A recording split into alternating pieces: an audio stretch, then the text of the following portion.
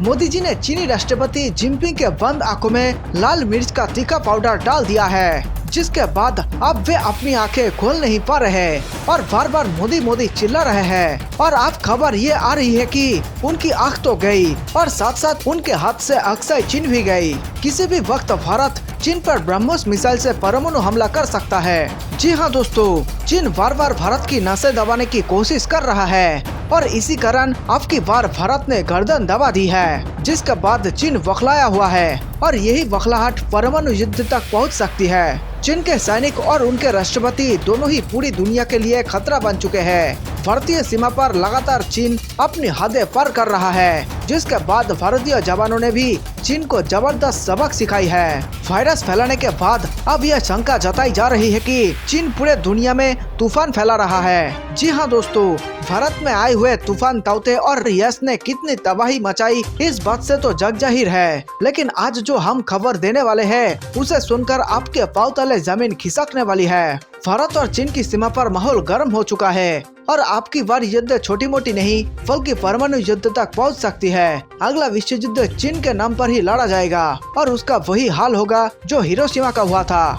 चीन अपनी चालबाजी से पूरी दुनिया को परेशान कर रखा है। चीन करने वाला है भारत पर परमाणु हमला, बना रहा है खतरनाक परमाणु हथियार और सबसे खतरनाक खबर तो ये है कि उसने स्टेल्थ बॉम्बर बना लिए हैं, जिसके बाद हो सकता है कि वह अगले साल भारत को आंख दिखाने की कोशिश करेगा। तो वही दूसरी तरफ भारत भी हाथ पर हाथ रखकर नहीं बैठा है, बल्कि भारत ने भी चीन को परमाणु हमले को जवाब देने के लिए कमर कस ली है। लेकिन सबसे ज्यादा झूठ डराने वाली बात यह है कि चीन ने स्टेल्थ बॉम्बर बना लिया है। आपको पता होगा कि स्टेल्थ का मतलब जिसे रडार ना पकड़ पाए और इसी कारण ये सबसे बड़ा खतरा भारत और अमेरिका के लिए बनकर तैयार हो चुका है। युद्ध के इस माहौल में चीन के पास इतने खतरनाक स्टेल्थ बॉम्बर होना भारत और अमेरिका के लिए सरदर्द बने हुए है। जानकार तो ये भी बताते हैं कि अगर भारत के पास S-400 होगा, उसके बावजूद भी चीन भारत पर इस स्टेल्थ बॉम्बर से परमाणु हमला कर सकता है और इसी कारण पूरे भारत में भी हड़कंप मचा हुआ है, क्योंकि ये एक ऐसा बॉम्बर है जो रडार के रेडिएशन को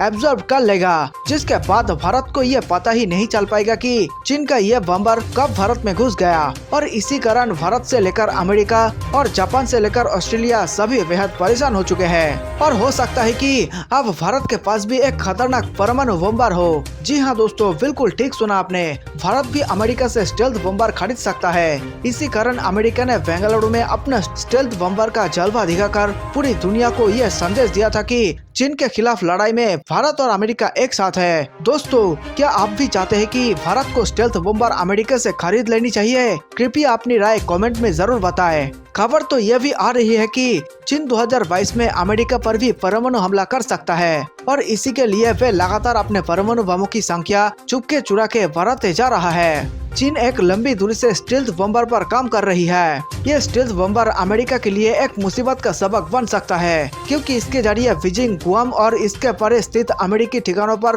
परमाणु हमला करने में सक्षम हो सकता है। एक अन्य विश्लेषक ने इसका खुलासा किया है। अमेरिका के लिए चीन का यह बॉम्बर खतरे की घंटी साबित हो सकता है, जिसका चीन के साथ लंबे समय से विवाद चल रहा है। जियान S-20 स्ट्रेटेजिक बॉम्बर की नई कंप्यूटर जनरेटेड तस्वीरों को राज्य रक्षा निगम नोर्डिकुन द्वारा जारी किया गया है। चीन के अगली पीढ़ी वाले इस युद्धक विमान की ये पहली झलक है, जिसे सालों से तैयार किया जा रहा है। इन तस्वीरों से पता चलता है कि बॉम्बर में 4 वेपन वे लगे हुए हैं। इसके अलावा 2 एडजस्टेबल टेल विंग्स, एक हवाई रडार और कॉकपिट के दोनों तरफ 2 एयर इंटेक लगे हुए हैं। इसका डिजाइन अमेरिकी USAF B-2 स्पिरिट की तरह है। नोर्डिको मैगजीन के फ्रंट कवर पर इस स्टेल्थ बॉम्बर को आकाश में युद्ध का देवता कहा गया है। चीनी स्टेल्थ बॉम्बर गहरे भूरे रंग के रडार एब्सोर्बेंट मटेरियल लगे हुए हैं। इसके अलावा इसका डिजाइन ऐसा है कि यह रडार की पकड़ से बच सकता है। मीडिया रिपोर्ट्स के मुताबिक जियान S-20 स्ट्रेटेजिक बॉम्बर परमाणु, हाइपरसोनिक और क्रूज मिसाइलों को ले जाने में सक्षम है।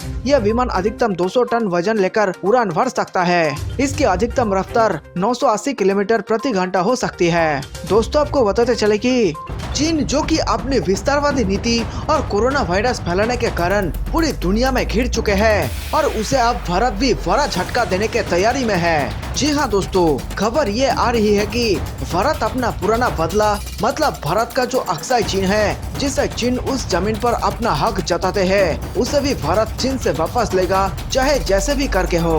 और इसके साथ ही चीन ने ये जो कोरोना वायरस को बनाकर पूरे विश्व में फैलाया, जिससे कि सभी देशों के साथ साथ भारत का भी इससे बहुत ज्यादा नुकसान हुआ है। जो नुकसान चीन ने किया है उसकी तो भरपाई नहीं किया जा सकता, लेकिन चीन को ऐसे सबक सिखाने की जरूरत है कि वो अगली बार ऐसे गलती करने के बारे में भी दोबारा ना सोच सके। दोस्तों, क्या आप कमेंट में बता सकते हैं कि चीन ने जानबूझकर जो जो गलती की है उसके लिए उनका क्या सजा होना चाहिए? साथ ही हमारे वीर जवानों के लिए एक लाइक जरूर करें और इस चैनल को सब्सक्राइब करना भी ना भूले। दरअसल दोस्तों, भारत और चीन के बीच शुरू हुए सीमा विवाद को 1 साल से ज्यादा का वक्त हो गया है। चीनी सैनिकों ने शुरुआत में तो सिक्किम में भी घुसपैठ करने की कोशिश की थी, लेकिन उस दौरान भारतीय सेना के जवानों ने उन्हें खदेड़ दिया।